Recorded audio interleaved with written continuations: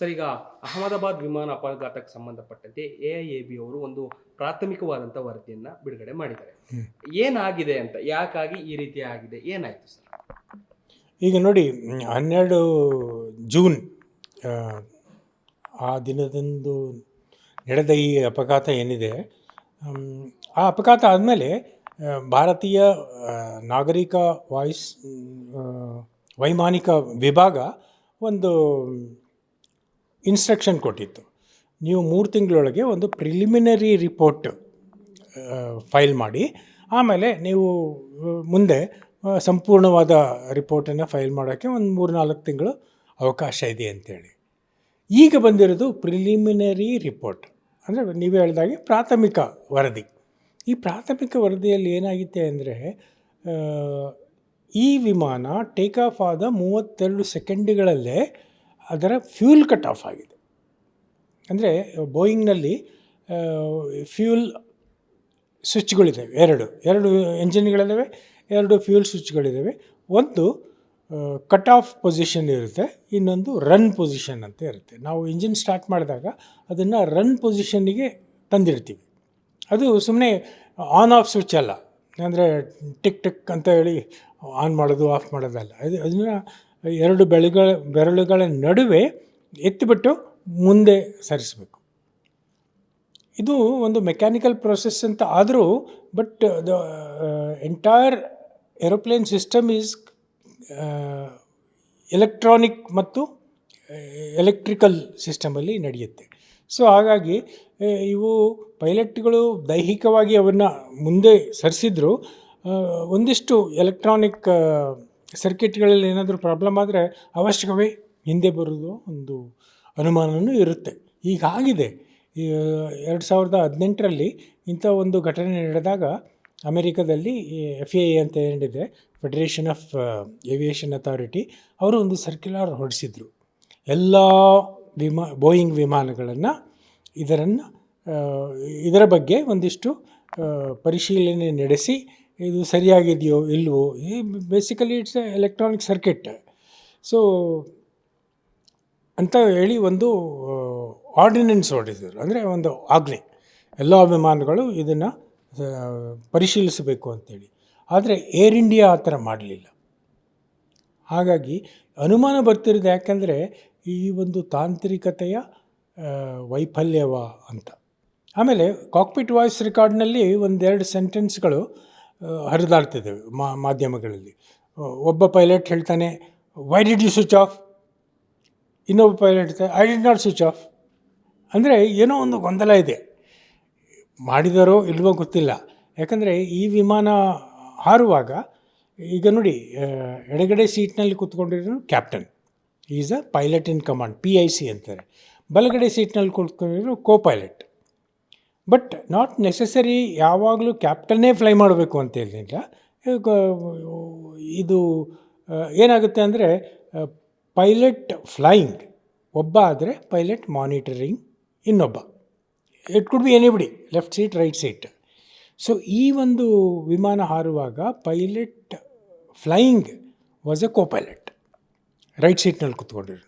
Captain with a very large experience, ಅವರಿಗೆ ತುಂಬ ಅನುಭವ, 10,000 ಗಂಟೆ ಅನುಭವ ಇರುತ್ತೆ. ಸೊ ಅವರು ಲೆಫ್ಟ್ ಸೀಟ್ನಲ್ಲಿ ಕೂತ್ಕೊಂಡಿದ್ದಾರೆ. ಅಂದರೆ ಪೈಲಟ್ ಫ್ಲೈಯಿಂಗ್ ಏನು ಮಾಡ್ತಾನೆ, ಹೀ ಈಸ್ ಲುಕ್ಕಿಂಗ್ ಔಟ್. ಅದು ಅಹಮದಾಬಾದ್ ಅಂತ ಒಂದು ಅಸುರಕ್ಷಿತ ವಿಮಾನ ನಿಲ್ದಾಣದಲ್ಲಿ ತುಂಬ ಪಕ್ಷಿಗಳ ಒಂದು ಆತಂಕ ಇರುತ್ತೆ. ಹಾಗಾಗಿ he is looking out.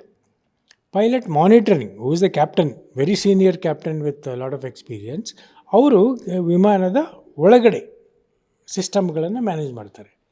So ಹಾಗಾಗಿ ಈ ಪೈಲಟ್ ಫ್ಲೈಯಿಂಗ್ ಏನಿದ್ರು, ಅವರು 50 ಅಡಿ 60 ಅಡಿ ಎತ್ತರ ಹೋದ ಕೂಡಲೇ ಅವರು ಹೇಳ್ತಾರೆ ಪಾಸಿಟಿವ್ ರೇಟ್ ಆಫ್ ಕ್ಲೈಂಬ್ ಅಂತೇಳಿ. ಆವಾಗ ಅದು ಅಂಡರ್ ಕ್ಯಾರೇಜ್ ಅಂತಾರೆ, ನಾವು ವೀಲ್ಸ್ ಅಂತ ಹೇಳ್ತೇವಲ್ಲ, ಅದು ವೀಲ್ಸು ಒಳಗಡೆ ಹೋಗುತ್ತೆ. ಸೊ ಈ ಒಂದು ಪ್ರಕ್ರಿಯೆ ನೀವು ವಿಡಿಯೋ ನೋಡಿದಾಗ ಈ ವಿಮಾನದ ಗಾಲಿಗಳು ಕೆಳಗೆ ಇದ್ದವು, ಅವು ಯಾವಾಗಲೂ ಒಳಗೆ ಹೋಗಬೇಕಾಗಿತ್ತು. ಆಮೇಲೆ ಇನ್ನೊಂದು ಏನಾಗುತ್ತೆ ಅಂದರೆ, ಏರೋಡೈನಮಿಕಲಿ ಒಂದು ವಿಮಾನ ಹೇಗೆ ಬ್ಯಾಲೆನ್ಸ್ ಮಾಡುತ್ತೆ ಅಂದರೆ, it is by thrust and lift. Thrust is by engine, lift is by the wings. ಆಮೇಲೆ ಇದನ್ನು ಯಾವುದಕ್ಕೆ ಬ್ಯಾಲೆನ್ಸ್ ಮಾಡುತ್ತೆ ಅಂದರೆ ವೆಯ್ಟ್ ಆ್ಯಂಡ್ ಡ್ರ್ಯಾಗ್. ವಿಮಾನದ ಈಗ ನೋಡಿ, ಈ ವಿಮಾನ ಟೇಕ್ ಆಫ್ ಆದಾಗ ಇದರಲ್ಲಿ 52 ಟನ್ ಇಂಧನನೇ ತುಂಬಿಕೊಂಡಿತ್ತು. ಸುಮಾರು 215 ಟನ್ ಇದರ ತೂಕ.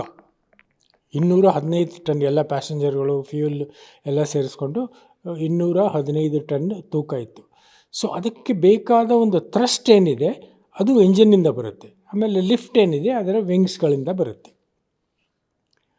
ಫಸ್ಟ್ ಏನಾಯಿತು ಅಂದರೆ ಆ ಥ್ರಸ್ಟೇ ನಿಂತೋಯ್ತು. ಯಾಕೆ ನಿಂತೋಯ್ತು? Fuel cut off. Fuel cut off ಆದಮೇಲೆ ಎಂಜಿನ್ನಿಗೆ ಇನ್ನೇನು ಪವರೇ ಸಾಮರ್ಥ್ಯ ಇರಲಿಲ್ಲ. ಹಾಗಾಗಿ ಈ ವಿಮಾನ ಮೊದಲು ಥ್ರಸ್ಟ್ ಕಳ್ಕೊಳ್ತು, ಆಮೇಲೆ ಲಿಫ್ಟ್ ಕಳ್ಕೊಳ್ತು. ಹಾಗೆ ನೋಡಿ, ಇದು ನೆಲಕ್ಕೆ ಅಪ್ಪಳಿಸಿದಾಗ ಈ ಥರ ಇತ್ತು, ನೋಸ್ ವಾಸ್ ರೇಸ್ಡ್. ಸೊ ಈ ಥರ 52 ಟನ್ ಫ್ಯೂಲ್ ಇದ್ದಾಗ ಮತ್ತು ನ್ಯಾಚುರಲಿ ಅದು within no time, fraction of seconds ಅದು ಬೆಂಕಿ ಹತ್ಕೊಂಡು ಉರಿದೋಯ್ತು. ಆಮೇಲೆ ನಾವು ಹೇಳಿದಾಗೆ 220 ಜನ ಆ ಹಾಸ್ಟೆಲ್ ಎಲ್ಲಿ ಬಿತ್ತಲ್ಲ ಅದಲ್ಲಿ 220 ಜನ ಮರಣ ಹೊಂದಿದರು.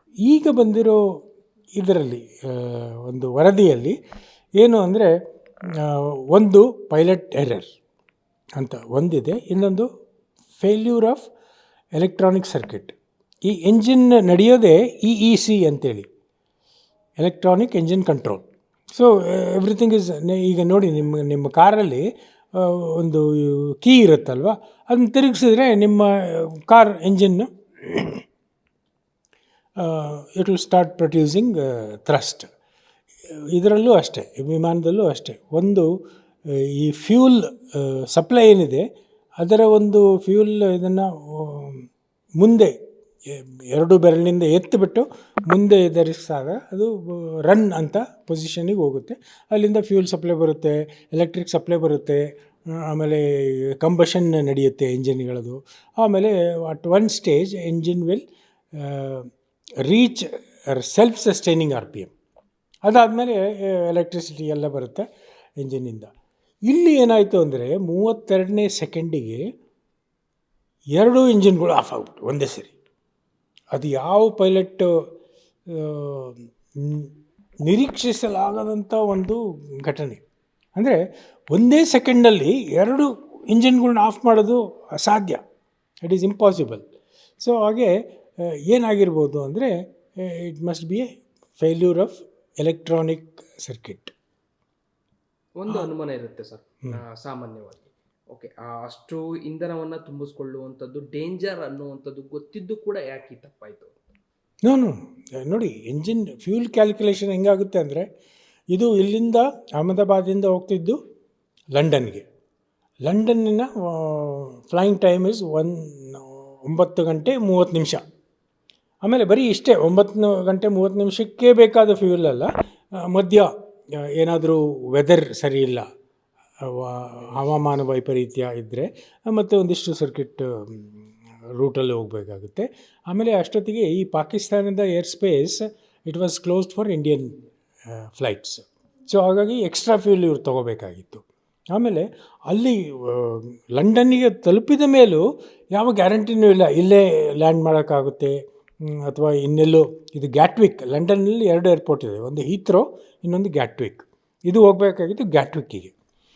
ಹವಾಮಾನ ಅಲ್ಲಿ ಸರಿ ಇಲ್ಲ ಅಂದರೆ ಮತ್ತೆ ಡೈವರ್ಟ್ ಆಗಬೇಕು ಹೀತ್ರೋಗೆ. ಸೊ ಅದಕ್ಕೂ ಇಂಧನ ಬೇಕು.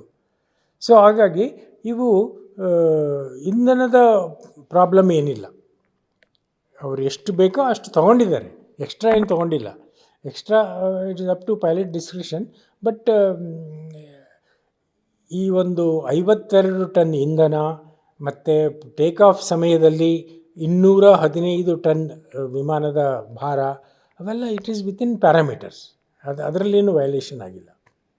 ಓಕೆ ಒಂದು ಅಂದರೆ ಇಂಧನ ಇಂಜಿನ್ಗೆ ಸಪ್ಲೈ ಆಗುವಂಥ ಟೈಮಲ್ಲಿ ಆಗಿರುವಂಥದ್ದು ಅಂದರೆ ಸ್ತಬ್ಧ ಆಗಿದೆ, ಬ್ರೇಕ್ ಆಗಿದೆ. ಸೊ ಹಂಗಾಗಿ ಆ ಪವರನ್ನು ಕಳ್ಕೊಂಡಿರುವಂಥ ಇಂಜಿನು ಆ ಕಾರಣಕ್ಕಾಗಿದೆ ಅಂತ. ಆರಂಭಿಕವಾಗಿ ಇವರು ಹೊರಡೋದಕ್ಕಿಂತ ಮುಂಚೆ ಅವುಗಳಲ್ಲಿ ಏನಾದರೂ ಅದ್ರ ಸಿಂಪ್ಟಮ್ಸ್ಗಳು ಕಾರಣ ಸಿಗ್ತಾ ಇರುತ್ತಾ ಸಾಮಾನ್ಯವಾಗಿ ಈ ರೀತಿ ಆಗಬಹುದು ಅಂದರೆ ಏನಾದರೂ ಚಿಕ್ಕ ಪುಟ್ಟ ಸಮಸ್ಯೆಗಳು ಕಂಡು ಬಂದಿತ್ತಂತ ಹೇಗೆ ಇದ್ರ ಬಗ್ಗೆ ಏನಾದರೂ ಉಲ್ಲೇಖ ಆಗಿದೆ ಸರ್? ಇಲ್ಲ, ಇದೆಲ್ಲ ನೋಡಿ, ಈ ಇಂಜಿನಿಯರ್ಗಳು, ಏರೋನಾಟಿಕಲ್ ಇಂಜಿನಿಯರ್ಗಳು ಯಾವಾಗ ಈ ವಿಮಾನವನ್ನು ಕ್ಲಿಯರ್ ಮಾಡ್ತಾರೆ, ಫಿಟ್ ಟು ಫ್ಲೈ ಅಂತೇಳಿ ಅದೆಲ್ಲ ಪರೀಕ್ಷೆ ಮಾಡಿಬಿಟ್ಟು ಅದನ್ನ ಫಿಟ್ ಟು ಫ್ಲೈ ಅಂತ ಕ್ಲಿಯರ್ ಮಾಡಿದಾಗ ಅವರು ಎಲ್ಲ ಸಿಸ್ಟಮ್ಗಳನ್ನು ಪರೀಕ್ಷಿಸಿರ್ತಾರೆ. ಈ ಕೆಲವು ಅನುಮಾನಗಳು ಏನಿದ್ದಾವೆ ಈ ಒಂದು ಇನ್ವೆಸ್ಟಿಗೇಷನ್ ಟೈಮಲ್ಲಿ, ಯಾರಾದರೂ ಸಬಟೇಜ್ ಮಾಡಿರ್ಬೋದಾ, ಇಂಧನಕ್ಕೆ ಏನಾದರೂ ಬೆರೆಸ್ಬಿಟ್ಟು ಅಥವಾ ನೀರು ನುಗ್ಗಿಬಿಟ್ಟು ಅಲ್ಲಿ ಏನಾದರೂ ತೊಂದರೆ ಆಗಿದೆ, ಅದು ಆ ಆ್ಯಂಗಲೆಲ್ಲ ನೋಡ್ತಾರೆ. ಈಗ ಬಂದಿರೋದು ಪ್ರಿಲಿಮಿನರಿ ರಿಪೋರ್ಟ್ ಅಷ್ಟೇ, ಇದು ಕಂಪ್ಲೀಟ್ ರಿಪೋರ್ಟ್ ಅಲ್ಲ. ಪೂರ್ಣ ವರದಿ ಬಂದಾಗ ಗೊತ್ತಾಗುತ್ತೆ ನಮಗೆ ಏನಾಗಿರ್ಬೋದು ಅಂಥೇಳಿ. ಈಗ ಸದ್ಯಕ್ಕೆ ಅನುಮಾನ ಪಡ್ತಿರೋದು ಒಂದು ಕಾಕ್ಪಿಟ್ ರೆಕಾರ್ಡ್ನಲ್ಲಿ ಬಂದಿರೋ 2 ವಾಕ್ಯಗಳು. ಒಂದು, ಡಿಡ್ ಯು ಸ್ವಿಚ್ ಆಫ್ ಅಂತ ಒಬ್ಬ ಪೈಲಟ್ ಕೇಳ್ತಾನೆ, no I did not switch off. ಅಂದರೆ ಇಬ್ಬರೂ ಪೈಲಟ್ಗಳಿಗೂ ಗೊತ್ತಾಗಿಲ್ಲ ಏನಾಗಿದೆ ಅಂತ.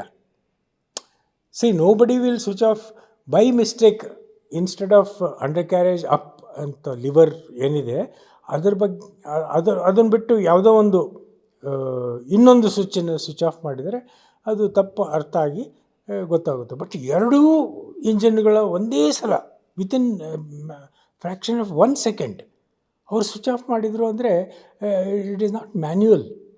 ಈಗ ನೋಡಿ, ಆ ಅಪಘಾತ ಆದಾಗ ಪೈಲಟ್ಗಳು if is dead blame him and bury him, if is alive hang him ಅಂಥೇಳಿ. ಬಟ್ ಈಗಿನ ಪರಿಸ್ಥಿತಿ, ಈ ಒಂದು ಅಪಘಾತದಲ್ಲಿ ಇಬ್ಬರೂ ಪೈಲಟ್ಗಳು ಜೀವಂತವಾಗಿಲ್ಲ, ಅವರು ಡಿಫೆಂಡ್ ಮಾಡ್ಕೊಳ್ಳೋಕ್ಕೆ ವಾಟ್ ವಾಸ್ ಅವರ್ ಫಾಲ್ಟ್ ಅಂತೇಳಿ. ಸೊ ಹಾಗಾಗಿ ಈ ಒಂದು ತನಿಖೆ ನಡೆಸ್ತಿರೋ ಒಂದು ತಂಡ ಇದೆಯಲ್ಲ, ಅದು ಇಂಡಿಯನ್ ತಂಡನೂ ಇದೆ, ಅಮೇರಿಕಾದ ತಂಡನೂ ಇದೆ, ಕೆನಡಾದ ತಂಡನೂ ಇದೆ. ಕೆನಡಾದವ್ರು ಯಾಕೆ ಬಂದರು ಅಂದರೆ, ಅಲ್ಲಿ Canada is a headquarter of international civil aviation organisation. America ಯಾಕೆ ಬಂತು ಅಂದರೆ, America is a manufacturing country of Boeing aeroplanes. So Boeing aeroplanes have a bad safety record. Not because I am an Airbus pilot ಅಂತ ಹೇಳ್ಕೊಳ್ಳೋದಿಲ್ಲ, but ಬೋಯಿಂಗ್ನಲ್ಲಿ ತುಂಬ ಅಪಘಾತಗಳು ನಡೀತಾ ಇದ್ದಾವೆ. ಅದು ಕೆಲವಾರು ಈ ವಿಸಲ್ ಬ್ಲೋಯರ್ಸ್ ಏನಿದ್ದಾರೆ ಅವರು ಬಂದು ಹೇಳ್ಕೊಂಡಿದ್ದಾರೆ, ಹೀಗೆ ಒಳಗೆಲ್ಲ ನಡೀತಾ ಇದೆ, ಯಾಕಂದರೆ ಅವರಿಗೆ ಅಷ್ಟೊಂದು ಆರ್ಡರ್ ಬರ್ತಾ ಇದೆ. So there are shortcuts. ಒಂದು ಸಂಸ್ಥೆ ಒಂದೇ ಸರಿ ಇಷ್ಟೊಂದು ಆರ್ಡ್ರ್ ಬಂದಾಗ ಕೆಲವು ಕಾಂಪ್ರಮೈಸ್ ಮಾಡಿಬಿಡ್ತಿರ್ತಾರೆ. ಆಮೇಲೆ ಸರಿ, ಈ ಟೆಕ್ನಿಕಲ್ ಎರರ್ಗಳಿದ್ದಾವೆ, ಅದನ್ನು ಸರಿಪಡಿಸ್ಕೊಳ್ಳೋಣ ಅಂಥೇಳಿ ಪುಷ್ ಮಾಡ್ತಾ ಇರ್ತಾರೆ. ಸೊ ಈ ಒಂದು ಬೋಯಿಂಗ್ನ ಏನು ನೀತಿ ಇದೆ ಅದನ್ನು ಖಂಡಿಸೋಕೆ ಹಲವಾರು ಈ NTSB ಅಂತ ಇದೆ ಅಮೇರಿಕಾದಲ್ಲಿ, ನ್ಯಾಷನಲ್ ಟ್ರಾನ್ಸ್ಪೋರ್ಟೇಷನ್ ಸೇಫ್ಟಿ ಬೋರ್ಡ್ ಅಂತೇಳಿ, ಅವರು ಬರ್ತಾರೆ. ಸೊ ನಮ್ಮ ಭಾರತದಲ್ಲಿ DGCA, director general of civil aviation, ಅವರು ಒಂದು ಸಮಿತಿ.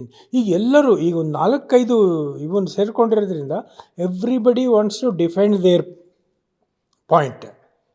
ಏರ್ ಇಂಡಿಯಾ ಹೇಳುತ್ತೆ, ನಮ್ಮ ಪೈಲಟ್ಗಳು they are very well trained, they can never do all this ಅಂತ. ಬೋಯಿಂಗ್ ಏನು ಹೇಳುತ್ತೆ, ನಮ್ಮ ವಿಮಾನಗಳು ಒಂದಿಷ್ಟು ತೊಂದರೆ ಆಗಿರ್ಬೋದು, but we are good, we are a technically advanced company ಅಂತ ಹೇಳುತ್ತೆ. ಸೊ ಹೀಗೆ ಈ ಒಂದು ತಿಕ್ಕಾಟಗಳು ನಡೆಯಬೇಕಾದ್ರೆ ಈ ಪ್ರಿಲಿಮಿನರಿ ರಿಪೋರ್ಟ್ ಯಾಕೆ ಬಂತು ಅಂದರೆ, ಭಾರತ ಸರ್ಕಾರ ಒಂದು ಆದೇಶ ನೀಡಿತ್ತು ಏರ್ ಇಂಡಿಯಾಗೆ, 3 ತಿಂಗಳೊಳಗೆ ಒಂದು ರಿಪೋರ್ಟ್ ಕೊಡಿ, ಆಮೇಲೆ 3-4 ತಿಂಗಳಾಗ್ಬೋದು ನಿಮ್ಮ ಅಂತಿಮ ವರದಿ ಬರೋಕ್ಕೆ, ಅಲ್ಲಿವರೆಗೂ ಕಾಯೋಣ ಅಂತೇಳಿ. ಸೊ ಈಗ ಮಾಧ್ಯಮಗಳಲ್ಲಿ ನಡೆದಾಡ್ತಿರೋದು ಪೈಲಟ್ಗಳ ಎರರ, ಎಲೆಕ್ಟ್ರಾನಿಕ್ ಎರರ, ಮೆಕ್ಯಾನಿಕಲ್ ಎರರ ಗೊತ್ತಿಲ್ಲ. ಈಗ ಅಲ್ಲಿ ಮಡಿದು ಹೋಗಿರೋ ಪೈಲಟ್ಗಳಾಗಲಿ, ಪ್ರಯಾಣಿಕರಾಗಲಿ, ಅವರ ಕುಟುಂಬಗಳಿಗಾಗಲಿ, we need to give them the truth. They deserve to know the truth. So truth ಅಂದರೆ ಸತ್ಯ ಹೊರಗೆ ಬರೋಕ್ಕೆ ಇನ್ನೊಂದಿಷ್ಟು ಸಮಯ ಬೇಕಾಗುತ್ತೆ. ಈಗಲೇ ಯಾವ ತಲೆ ಮೇಲೂ ಗೂಬೆ ಕೊಡಿಸೋದಾಗಲಿ ಅಥವಾ ಬ್ಲೇಮ್ ಮಾಡೋದಾಗಲಿ ನಡಿಬಾರ್ದು ಅಂತ ನನ್ನ ಅಭಿಪ್ರಾಯ.